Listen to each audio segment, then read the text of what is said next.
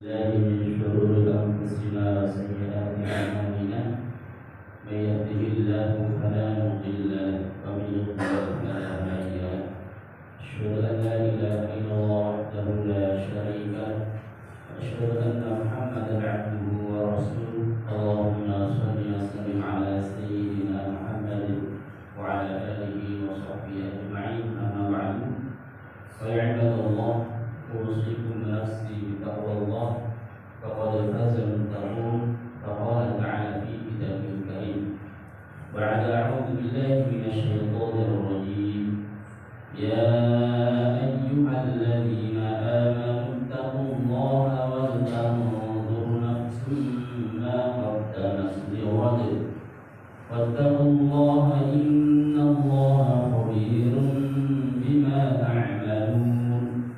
Hai orang beriman, bertakwalah kalian kepada Allah Subhanahu wa Ta'ala, dan hendaklah setiap jiwa, setiap diri kita memperhatikan apa yang sudah disiapkan untuk hari esok, yaitu bekalan ibadah bertemu Allah Subhanahu wa Ta'ala. Bertakwalah kalian kepada Allah Subhanahu wa Ta'ala. Sesungguhnya Allah Subhanahu wa Ta'ala memperhatikan apa saja yang kita lakukan. Hadirin sidang Jumat rahimahullah, puji syukur kepada Allah Subhanahu wa Ta'ala pada sampai pada detik ini kita masih diberi nikmat Allah Subhanahu wa Ta'ala, nikmat iman Islam dan juga nikmat kesehatan, sehingga kita masih bisa melaksanakan kewajiban kita, yaitu salat Jumat secara maksimal. Ini adalah nikmat yang harus dan pantas kita syukur. Hadirin sedang Jumat rahimahullah, Allah Ta'ala berfirman dalam sebuah ayat, laqad anzalna ilaikum kitaban fihi dzikrun. Laqad anzalna ilaikum kitaban fihi dzikrun. Sungguh kami telah menurunkan kepada kalian. Laqad anzalna ilaikum kitaban fihi dzikrun. Kepada Rasulullah SAW fihi dzikrun, kata Allah Subhanahu wa Ta'ala. Dalam kitab tersebut fihi dzikrun, di situ adalah syarafakum, di situ ada kemuliaan kalian, kata Allah Subhanahu wa Ta'ala.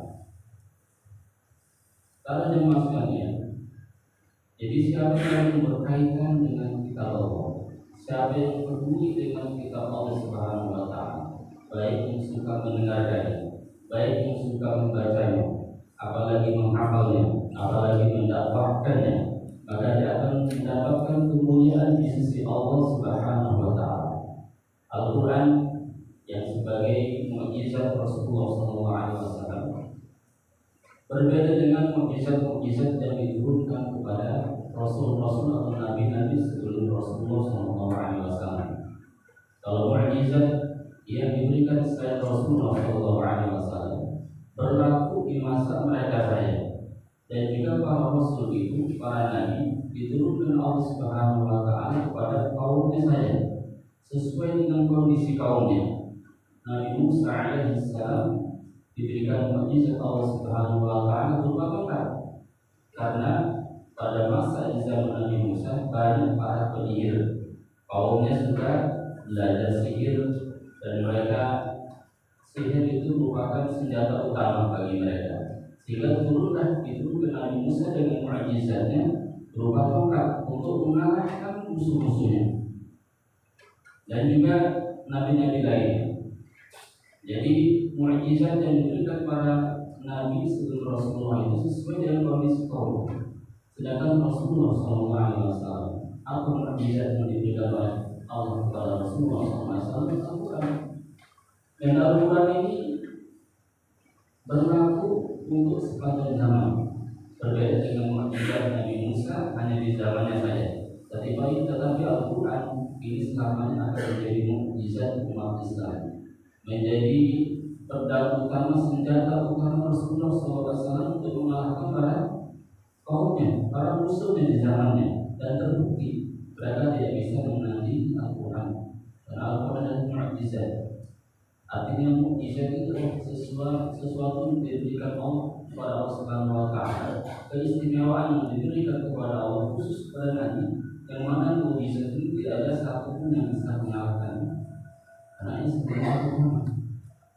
Hadirin sedang jumpa Allah. Tapi bagaimana dengan kondisi sekarang di zaman kita sekarang ini?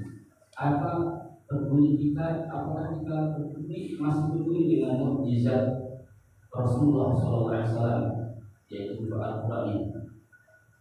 Jadi Al-Quran selamanya akan menjadi mukjizat. Sebagaimana di zaman Rasul sebagai mukjizat, sebagai senjata utama, maka selamanya Al-Quran akan menjadi mukjizat. Dan mukjizat kita semua, mukjizat umat Islam. Di antara mukjizat yang mungkin masih kita rasakan di zaman sekarang, mukjizat Al-Quran, yaitu Al-Quran. Ketika saudara kita kesurupan atau kemasukan jin misalnya gitu, ketika dibacakan Al-Quran, apa yang terjadi? Tidak kuat jin di dalam manusia yang menggoda itu. Ini di antara mukjizat yang kelihatan di mata kita. Dan juga Allah Subhanahu Wa Taala berfirman dalam sebuah ayat, "Lau anzalna hadzal Qur'ana 'ala jabalin lara'aitahu khashi'an mutasaddi'an min khashyatillah." Seandainya Al-Quran itu diturunkan kepada gunung, maka engkau akan melihat gunung tersebut pecah belah karena takut kepada Allah Subhanahu Wa Taala. Itu dahsyat Al-Quran. Seandainya Al-Quran diturunkan pada gunung yang gak kuat, akan pecah belah karena takut kepada Allah Subhanahu Wa Taala. Karena Al-Quran bukan karangan manusia, bukan karangan Rasulullah SAW. Al-Quran itu langsung kalangan Allah, ucapan Allah Subhanahu Wa Taala yang diutuskan kepada malaikat Jibril untuk menurunkan kepada Rasulullah SAW. Hadirin dan Allah, Rasulullah jauh-jauh hari mengatakan mengeluh kepada Allah Subhanahu Wa Taala, kepada umatnya, kepada kaumnya tidak peduli kepada Al-Quran. Apa kata Allah Subhanahu Wa Taala? Ya Rabbi, inna qaumi takhadhu hadzal Qur'ana mahjura. Ya Tuhanku, ya Allah, inna qaumi takhadhu hadzal Qur'ana mahjura. Sesungguhnya umatku, kaumku mengambil Al-Quran ini sebagai sesuatu yang tidak dipedulikan. Ini di zaman Rasulullah SAW.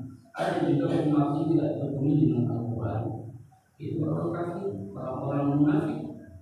Mereka bersama Rasulullah, hidup bersama Rasulullah di Mekah atau sebagian di Madinah. Mereka hidup bersama Rasulullah, tapi mereka tidak peduli terhadap Al-Quran. Apa yang dimaksud dengan tidak peduli dengan Al-Quran?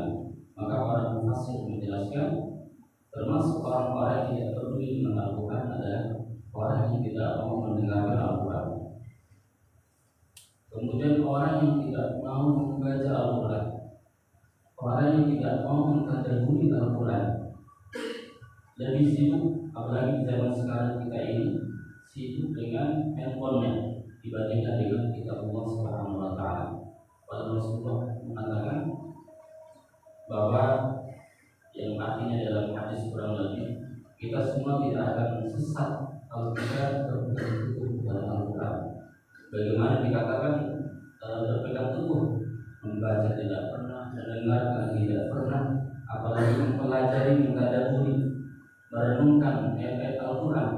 Bagaimana kita dikatakan berpegang teguh kepada kitab Allah Subhanahu Wa Taala.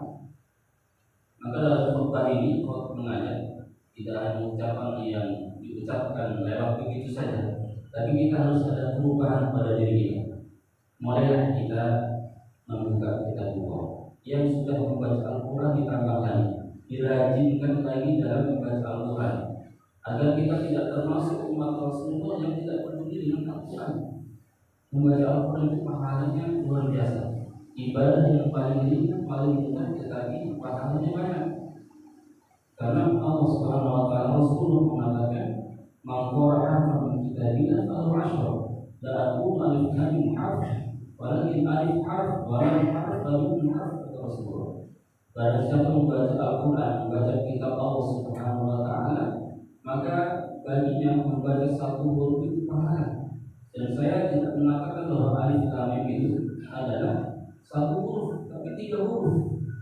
Jadi kalau kita membaca alif lam mim itu berarti kita mendapatkan 30 pahala. Satu huruf itu pahalanya 10. Al-Quran itu berapa jumlah huruf dalam Al-Quran. Ada yang mengatakan 300.000 huruf. Jadi kurang lebih kalau dalam satu halaman itu kita sudah membaca 500 huruf satu halaman. Karena satu juz itu 10 lembar atau 20 halaman. Jadi dalam satu halaman itu kurang lebih kita membaca 500 huruf dikali 10, itu pahala kita dapatkan. Begitu banyaknya pahala kita dapatkan. Jadi mulai ada kesempatan kalau kita di masjid harus sempatkan diri kita sebelum azan 10 menit sebelum azan, 5 menit sebelum azan kita sudah di masjid duduk sejenak membaca Al-Quran. Habis sholat kita berhenti sejenak membaca Al-Quran. Kalau kita ingin terlalu tergesa-gesa sibuk, mungkin kita membaca Al-Quran dengan yang hafalan kita miliki. Kalau hafalan tidak banyak diulang-ulang, misalnya cuma hafal 5 surat itu diulang-ulang, 10 surat itu diulang-ulang. Apalagi membaca Al-Quran itu berbeda pahalanya kalau kita membaca Al-Quran di masjid atau dalam keadaan sholat. Kalau kita membaca Al-Quran di dalam masjid, kata Rasulullah SAW ketika mengatakan pada Ashabus Suffah, kata Rasulullah, maukah kalian pergi ke Balhan atau Al-Aqib, nama daerah antara Madinah dan Mekah, atau masih daerah di daerah Madinah. Kalian pergi ke sana, kemudian kalian akan mendapatkan ontak yang besar tanpa persaingan, tanpa apa, gratis. Kalian berangkat dari sana, kalian akan mendapatkan ontak yang besar, dan ontak itu bisa meneruskan kendaraan atau barang yang paling istimewa. Tentu para sahabatnya ya Rasulullah Sallallahu Alaihi Wasallam. Apa kata Rasulullah SAW? Kalian pergi ke masjid, kemudian kalian membaca Al-Quran, setiap ayatnya itu atau dua ayatnya itu lebih utama daripada dua ontak yang besar tadi. Jadi Al-Quran di masjid selain setiap hurufnya itu ada kita mendapatkan 10 pahala. Kalau kita membacanya di masjid akan ada tambahan setiap ayatnya adalah mendapatkan satu pahala yang besar. Ditambah lagi para hadirin sudah rahimahullah, kalau kita sholat atau membaca Al-Quran yang di masjid dalam keadaan sholat lagi, ini pahalanya bertambah lagi. Kata Rasulullah SAW, "Ayyuhibbu ahadukum ayyarji'a ila ahli wa yajida fihi salasata khulafat semuanya." Kata Rasulullah SAW, maukah kalian ketika kalian pulang ke rumah kalian, kemudian kalian di rumah mendapatkan 3 onta yang besar gemuk dalam keadaan hamil. Onta sudah hewan yang paling besar, dan Rasul mengatakan sangat menarik sekali. Onta yang paling besar gemuk dalam keadaan hamil. Itu Rasul para sahabat mengatakan, "Ini Rasulullah SAW." Kata Rasulullah SAW, kalian sholat, kemudian kalian dalam sholat membaca 3 ayat, itu lebih baik daripada onta yang besar gemuk dalam keadaan hamil. Besar gemuk dalam keadaan hamil. Kita dalam sholat pasti kita membaca Al-Fatihah. Itu sudah 7 ayat. Apalagi ditambah surat yang lain, surat Al-Ikhlas. Ini habisnya. Kalau bisa jangan pelit-pelit kalau dalam sholat itu, diperpanjang aja sedikit suratnya. Jangan surat yang itu saja, tambahlah sedikit. Ya, setiap satu ayatnya itu kita mendapatkan ontak yang besar yang gemuk dalam keadaan hamil. Itu kalau dibaca dalam sholat. Kalau dibacanya di luar sholat kita tidak mendapatkan pahala ini. Hanya 1 huruf ada 10 pahala. Hadirin sudah jumpa berahmatullah, dan tentu hadirin sudah jumpa berahmatullah, membaca Al-Quran itu adalah ibadah. Namun ibadah itu harus memenuhi syarat dan rukunnya sehingga ibadah itu bisa sah. Ketika ibadah itu tidak terpenuhi syarat dan rukunnya, maka ibadah itu tidak akan sah. walaupun yang dikerjakan banyak sekali, tapi tidak memenuhi syarat, maka tidak sah sholatnya, ibadahnya. Sebagaimana kita sholat kita tidak berwudu, walaupun sholatnya 1000 rakaat, tapi sholatnya tidak wudu, dan dia dalam keadaan tidak suci, maka sholatnya dia tidak sah, karena tidak terpenuhi syaratnya. Dalam membaca Al-Quran ibadahnya memang pahalanya memang besar, tapi juga harus memenuhi syarat, yaitu syaratnya harus benar baca Al-Qurannya, harus sesuai dengan tajwid, harus sesuai dengan apa yang didapatkan Rasulullah dari malaikat Jibril, yaitu membaca Al-Quran sesuai dengan tajwid. Itu aturannya. Ketika kita baca Al-Qurannya asal-asalan, maka yang kita dapatkan bukan pahala malah dosa. Apa yang dikatakan Imam Al-Jazari, yaitu seorang imam ahli Al-Quran, yaitu saya dan Al-Quran bermaksud kita jadi hakum lazim, malah musbahul Quran yang lazim. Belajar Al-Quran, membaca Al-Quran dengan tajwid itu adalah harus dan wajib. Barang siapa membaca Al-Quran tidak benar, maka dia berdosa. Pahalanya memang besar, tapi kalau baca tidak benar, bukan pahala yang didapatkan, tapi malah dosa. Tapi jangan buat alasan daripada saya berdosa, lebih baik saya tidak membaca Al-Quran. Itu bukan alasan. Kalau kita belum baca Al-Quran, belum bisa baca Al-Quran yang baik, kita belajar. Apalagi di sini rata-rata masih muda-muda, maka kita harus belajar Al-Quran. Masih ada lembaga-lembaga, banyak lembaga yang sekarang sudah membuka cara membaca Al-Quran dengan baik, dengan taklim, yaitu tahsin, dengan tahsin tilawah Al-Quran, memperbaiki bacaan Al-Quran. Membaca Al-Quran itu banyak sekali aturan. Di antara kesalahan dalam membaca Al-Quran, mungkin yang terjadi di Indonesia ada biasanya pendek dibaca panjang. Ini adalah kesalahan besar yang bisa merubah arti, atau panjang dibaca pendek kebalikannya. Ini kesalahan besar yang bisa berubah arti. Yang terakhir, jamaah sekalian, paling tidak untuk sekarang ini yang mendesak untuk kita semua, apakah baca Al-Fatihah kita yang menjadi rukunnya dalam sholat sudah benar atau belum? Karena Imam Syafi'i, mazhab Imam Syafi'i, ketika baca Al-Quran yang tidak benar, dia membaca Al-Fatihah tapi tidak benar, maka sholatnya tidak sah. Di Al-Fatihah itu diangkat kesalahan yang banyak, kesalahan biasanya. Itu adalah yang pertama di Maliki Yaumiddin, dia bacanya ditasbihkan Maliki Yaumiddin. Maliki ini 2 kali baca kafnya. Harusnya Maliki Yaumiddin, bukan Maliki Yaumiddin. Perhatikan yang pertama. Yang kedua, banyak kesalahan di tasbih di iyyaka. Biasanya dibaca datar, ya kamu yang selesai, tidak sah sholatnya menurut Imam Syafi'i. Jadi harus ditekan iyyaka na'budu wa iyyaka nasta'in. Kemudian ada sebagian memanjangkan di kalimat iyyaka na'budu wa iyyaka, tidak sah sholatnya. Bukunya dari panjangkan iyyaka na'budu wa iyyaka, bukan iyyaka na'budu wa iyyaka. Kemudian sebagian ini yang banyak terjadi. Setelah saya mengadakan training cara membaca Al-Quran dengan baik, kesalahan di antara kali fatal ya. Kemudian ada yang baca shad berubah menjadi shin, ihdinas shirata, ini berubah huruf. Ini termasuk kesalahan besar kalau menurut Imam Syafi'i tidak salah. Maka hadirin ini sangat mendesak bagi kita semua, perhatikan baca Al-Fatihah kita sudah benar dalam sholat kita. Kita tes pada imam di mana kita tinggal, minta tolong dengarkan bacaan surat Al-Fatihah saja benar atau belum.